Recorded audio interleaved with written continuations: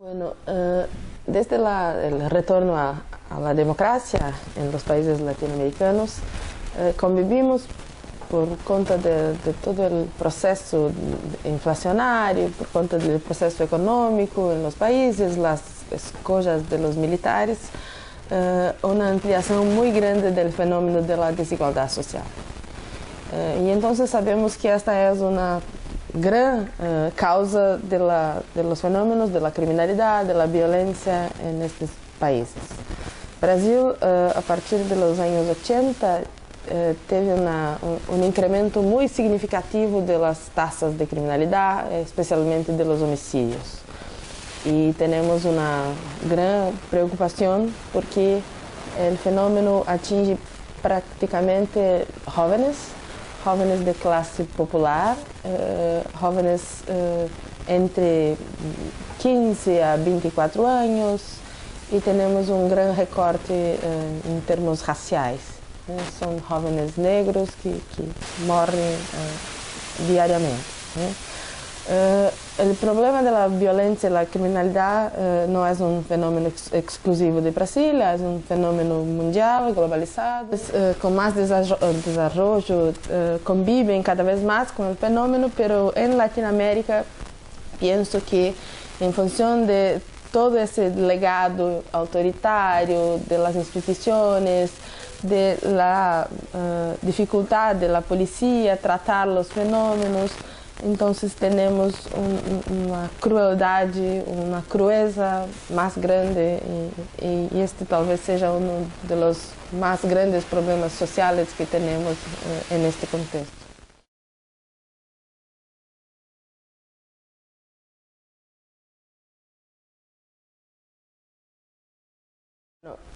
Especialmente Brasil tiene investido mucho en los últimos gobiernos con la entrada del Partido de los Trabajadores en el gobierno federal, y pienso que la política social, las medidas de transferencia de renta como Bolsa Familia, Brasil Sem Miséria, tienen sido el coche-chefe de las intervenciones. Pero son políticas que, por más que distribuyan dinero ahora, tienen por perspectiva retirar de la pobreza, retirar de las condiciones de subhumanidad las generaciones futuras. Entonces, por más que en el caso de Brasil tendremos un decréscimo del índice de Gini, por ejemplo, tenemos una reducción de las distancias entre los 10% más ricos y de los 10% más pobres, tenemos un incremento del salario mínimo, del valor, pero este tipo de alteración en los indicadores sociales no tiene condiciones de producir efectos ahora.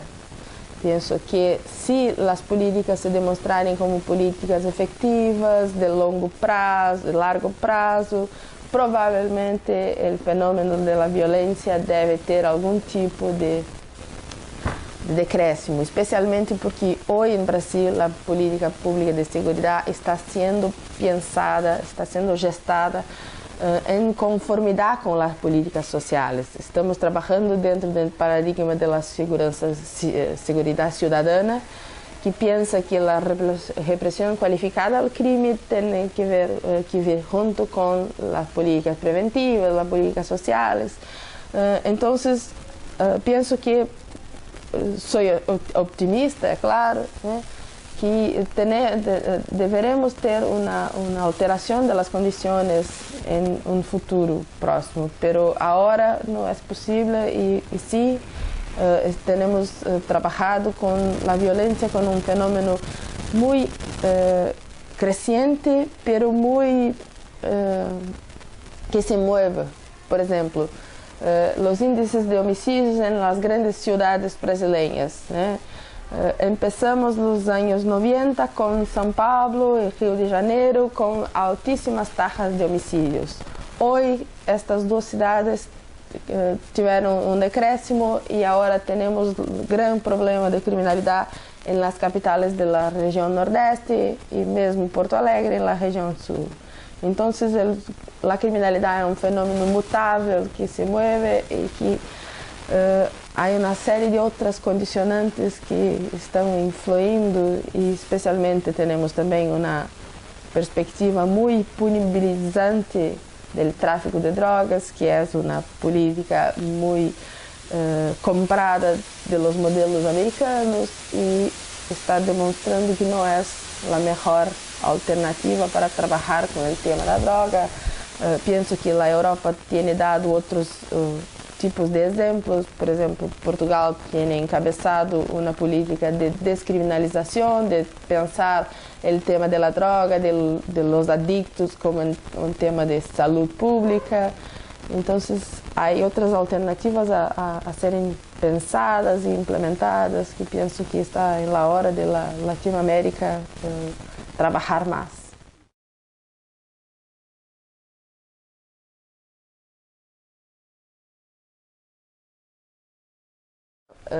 Penso que Brasil, por exemplo, tem hoje uma grande preocupação em termos de desenho de las políticas públicas, la parte de la formulación en el gobierno federal y como somos una federación muy atípica, porque por más que tengamos autonomía, tenhamos dado autonomia às províncias, às cidades, aos municípios, na prática temos um movimento de coordenação, de centralização muito grande das políticas públicas no governo federal.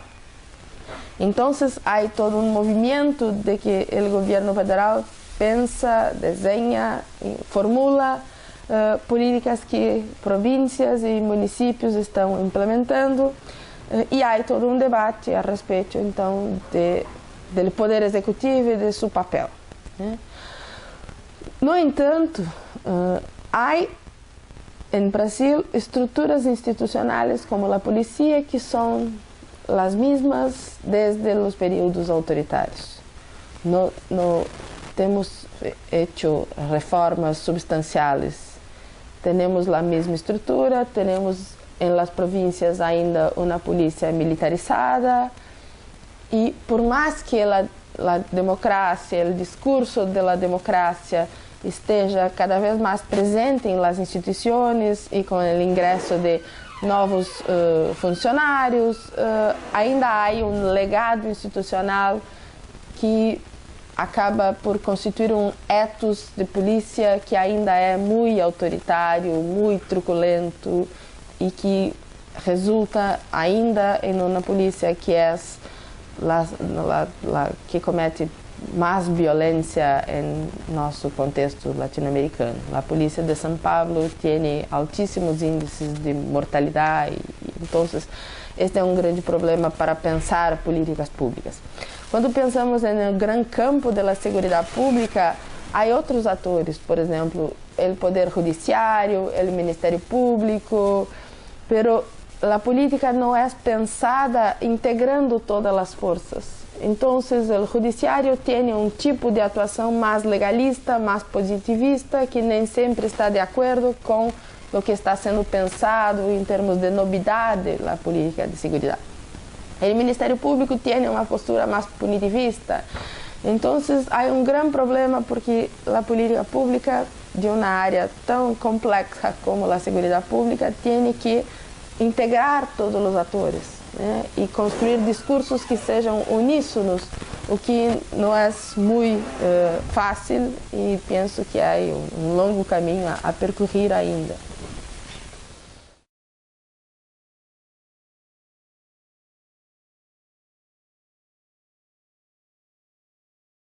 Bueno, pienso que los estudiosos de la cuestión ainda, y me incluyo en ellos, ainda no saben el significado y mismo las consecuencias del fenómeno. Es un fenómeno muy reciente y tiene algunas características muy específicas.